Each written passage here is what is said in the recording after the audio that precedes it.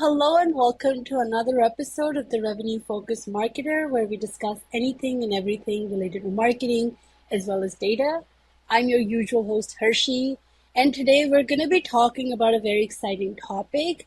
If you're a business owner, coach, or consultant kind of struggling to turn your online presence into actual paying clients, this episode is the one for you.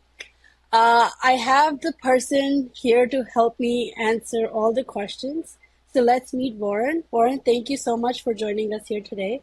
Thank you so much for having me on the podcast. I really appreciate it. It's great to get a chance to talk to you.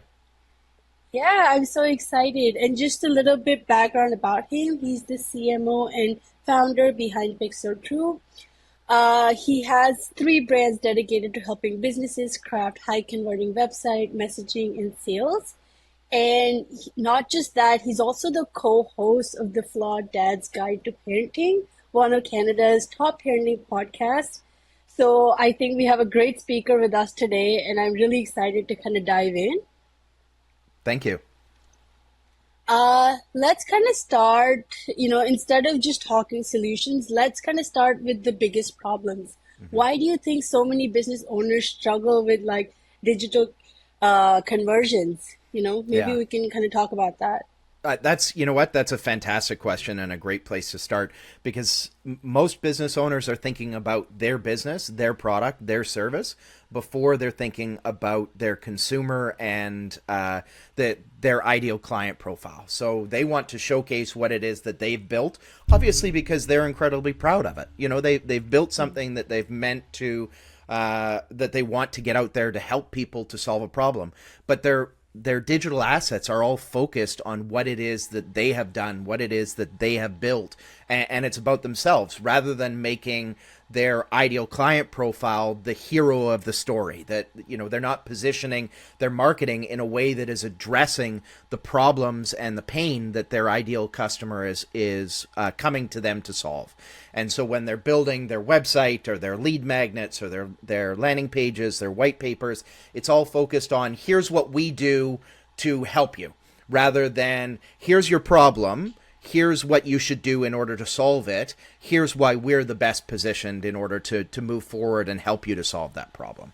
So it's really a reframing of how they speak with their ideal client, from them being important to the client being important. Mhm. I think that's such an important point, and it's very easy to kind of miss on the end user or the target consumer. Mm-hmm. We kind of really focus on what we know best about the product, but fail to kind of dive deeper into the problem with the customer that we're kind of dealing with here. I also kind of read that you were really into the approach of being backed by human psychology. Yeah. So can you walk us through some of the psychological triggers that, kind of influence decision making and buying decisions, and like, what kind of got you to having this approach? Absolutely. Yeah. So when we're working with our clients, the focus is really on utilizing that human psychology through heuristics and cognitive biases. So think about the decisions that you have to make on a daily basis. There are thousands and thousands of data points that you have to encapsulate and condense down into a decision that needs to take milliseconds for you to be able to decide. And in order for you to do that, your brain has created these shortcuts that are called heuristics. And so there are a series of biases that you have that lead you towards either saying yes to something or saying no to something. And when we're constructing digital assets, websites, those sorts of things, we want to work alongside those heuristics so that we make the decision process as easy and fast as possible. If we're working in conflict with them, we're significantly more likely to get a bounce off of the website, or we're going to get a rejection of the offer that we've put forward.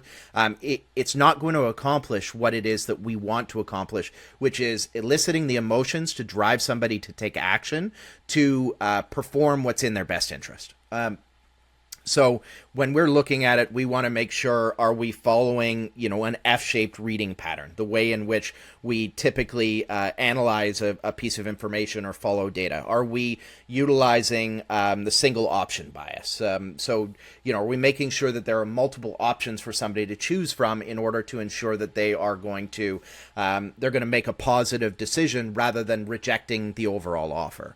Are we using anchoring? So do we have it so that the first thing that they're recognizing, the first piece that comes into their perspective, is something that is going to give them a positive overall view of everything they see afterwards. So as an example, if you put pricing on your website, right? The traditional model is to put your lowest price product or service on the left, your middle price product, and then your highest price product. The problem with that is with anchoring, which is a heuristic that we take the first point of data that we see, and it alters our perspective of everything else we see. Everything else looks expensive after that. Whereas if we show our highest price, our highest value product on the left-hand side, everything after that looks relatively inexpensive. So we're much more likely to move forward with purchasing one of those other two options because they look like they're a good deal in comparison to the first offer. Other things would be things like scarcity, urgency, exclusivity. Like there's a lot of different ways to make your product or service really stand out and elicit those emotions. The vast majority of people are sitting on the fence. They're not ready to make a decision because the pain or the work that's involved in making a change is more substantial than the pain or challenge of staying where they are right now. So they will just sit on the fence. Like 80% of people are just going to sit there. You've got 3% of people that are ready to buy, 17% of people that are never going to buy, and the other 80% just sit there.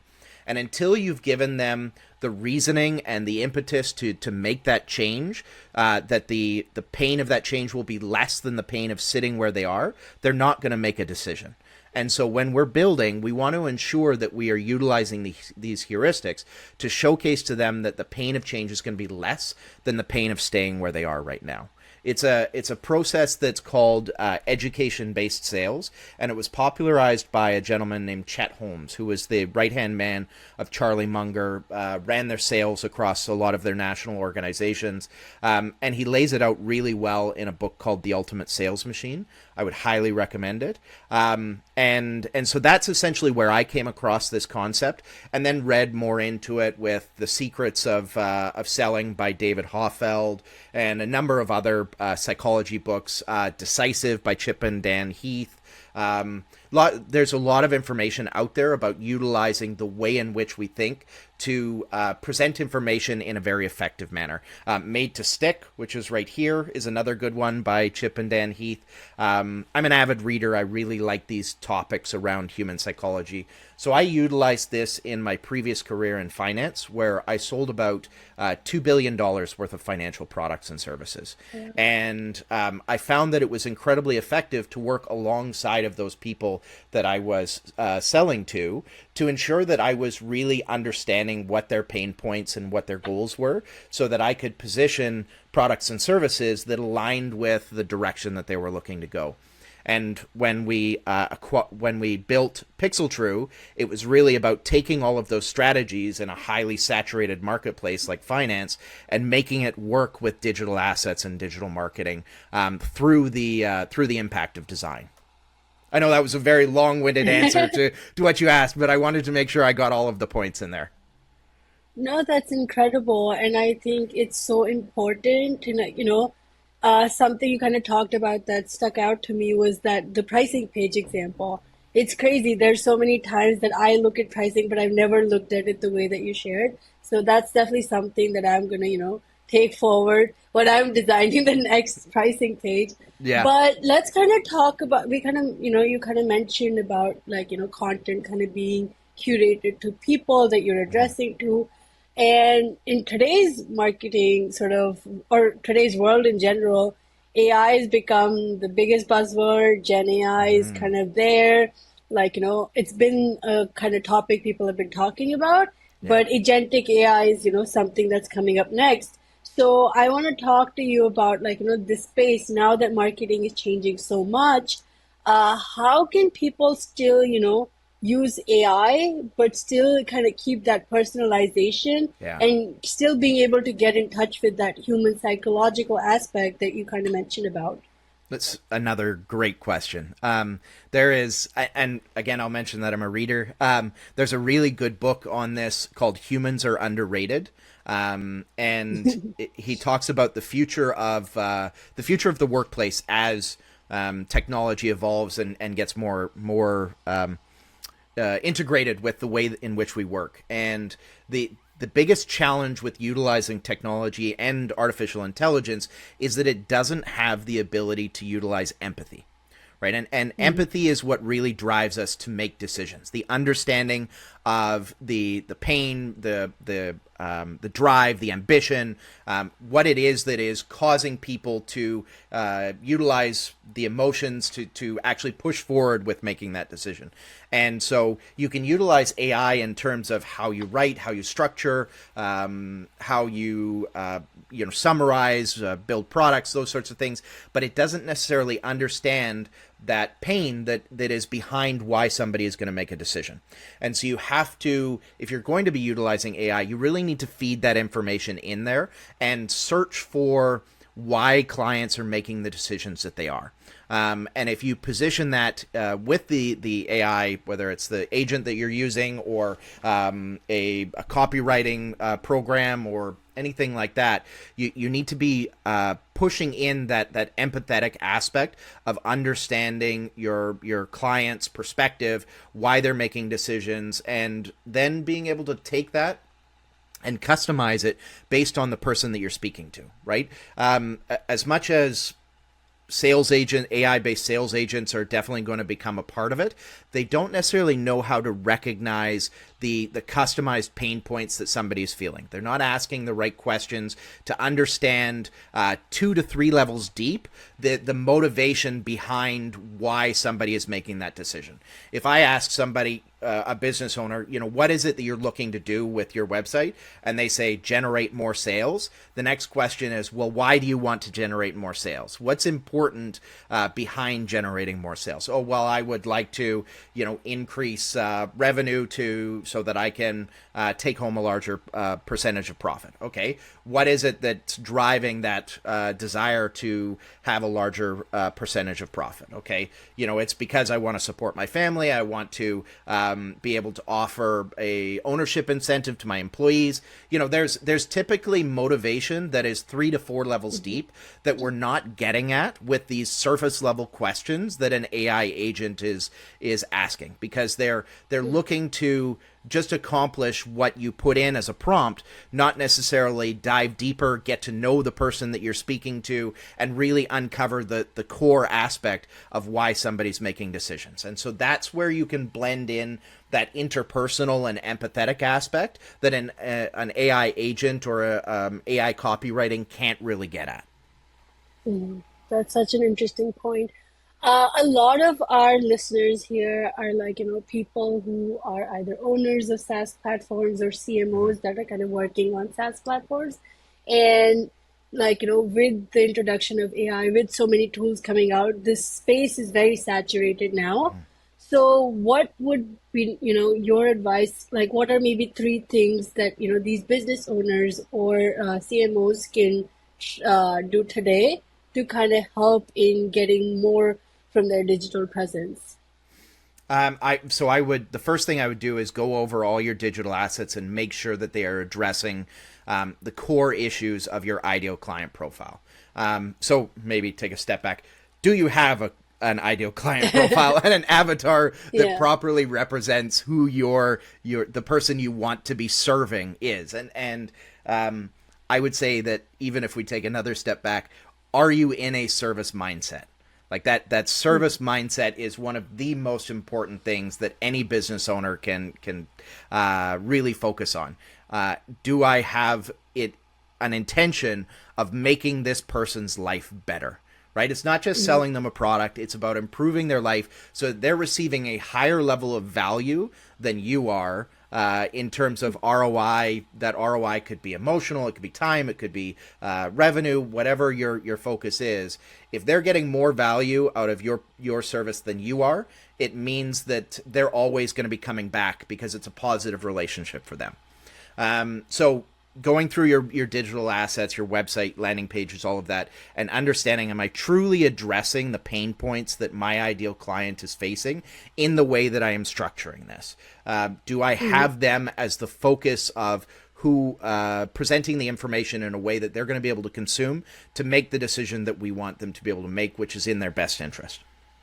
Next, I would go back and look at, do I have a product staircase or a value ladder that clearly identifies the steps that this individual needs to take to engage with my organization and get the most value possible? Is it an incredibly clear path that they know, that they can see, to get from here's where we're providing free information on social media to here's our highest value offering? What are the steps that they need to take in order to get there that makes sense for them based on where they're entering our funnel?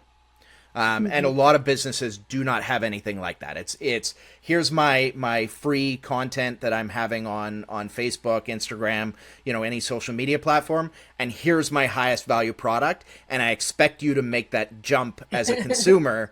Which is never going to happen. They're not going from free content to, I'm going to spend $15,000 on your SaaS platform. There needs to be steps along the way that allows them to utilize microtransactions of trust to get into that relationship with you, so that they know with each additional stage they're going to have a higher and higher ROI from you. And then the third thing I would say would be, are your salespeople really understanding the core problem set of the individual that's sitting in front of them? Are they going 3 to 4 levels deep in those questions to get an understanding of the motivation behind making that decision? And I would say most salespeople are sticking at that very skin deep level that is not getting to the core of the problem. Those are extremely wonderful points. And I Thank you. think, especially the number 2 point that you talked about, I see a lot of SaaS platforms kind of doing this, where Yeah. they just have here's my free ebook or e-guide. And then the expectation is that you kind of buy the product, but there are no steps in the middle, like freemiums and different Yeah. utilities that they can kind of share to build that trust. So I think that's definitely, and all three of these points are really relevant and actionable for people to be able to apply now. Yeah. So thank you again for sharing that. I want to kind of pivot here and understand, what role do you think SEO plays in these digital conversions, and how much do you think businesses should focus on it? Especially Yeah. because I think the way we search is really kind of evolving now. I know I personally used to Google mostly everything, and now it's kind of ChatGPT, help me find this, and I don't even want to go through a couple links anymore. Yeah. So yeah, would just love to get your perspective on that. I think it's still a significant contributor to organic traffic, and I think it will take a while for this transition to happen. One of the biggest drivers of change in this right now is the Google AI overviews, where it's pulling information from all the sites, and that's showing up as your first, instead of your first website being the top of the page, it's the Google Yeah. AI overview, which is causing people to not necessarily click into those top few links that's showing up in the Google search. That will probably be one of the most dramatic changers of how this works. But you can still build credibility by being the source that Google's AI overview is feeding off of. It still shows the links that are in there to provide you with additional credibility, and that's happening. If Google's AI overview is there and saying, "Oh, we got this information from this website," that immediately dramatically increases your credibility. I think the key that is missing from most SEO is that people aren't necessarily thinking of it as search intent based marketing. Right? They're thinking of it as, I need to put out as much information as I possibly can, and they're writing blog articles or content on their website with a focus of just let's get as many keywords out there as possible. Let's throw as much against the wall as we can without thinking what are the questions that my ideal client profile is actually asking. What is it that they're trying to find when they go on to Google? And am I answering that question with this article? And so I think it's still going to play a significant role, particularly in terms of once you've got somebody on your website, you need to showcase that authority. You have to show that your organization, or you, if you're a solopreneur, has the authority to be speaking about these topics, to be showcasing the information that you're going to be solving. And a lot of organizations are just writing the SEO, like the blog articles and everything, throwing on their website without actually having their teams go through and read and understand the information. So it's there's a disconnect between the organization and the information they're putting out there. Like these podcasts that I do for my organization, they get sent to all of our team so that our team can then watch and see what it is that we're saying out there and ensure that our brand actually represents the messaging that we are putting out to the public. And that's an incredibly important step that I think a lot of organizations miss. Wow. Wow, this has been such a wonderful session and so much insights that have been shared by you today. So thank you so much for being here today. Before we kind of wrap up, I know you kind of mentioned about, you loving to read books. Mm-hmm. So if I could, or like, our listeners could just read one book on marketing or leadership, which one would it be? The Science of Selling by David Hoffeld. That it's an incredible book. It really lays out the human psychology behind how we make decisions and how you can utilize that in a sales or marketing role to work alongside the decision making process. Fantastic book, highly recommended. Awesome. I'll definitely add that to my list. And for our listeners here that, kind of want to work with you or learn more about your work, where can they find you? Obviously on our website. So if you Google Pixel True is a good way to do it. Design.pixeltrue.com is our landing page. You can connect with me on LinkedIn. So Warren Miles Pickup on LinkedIn. There's only 8 Miles Pickups in the world, so you will not have any trouble finding me.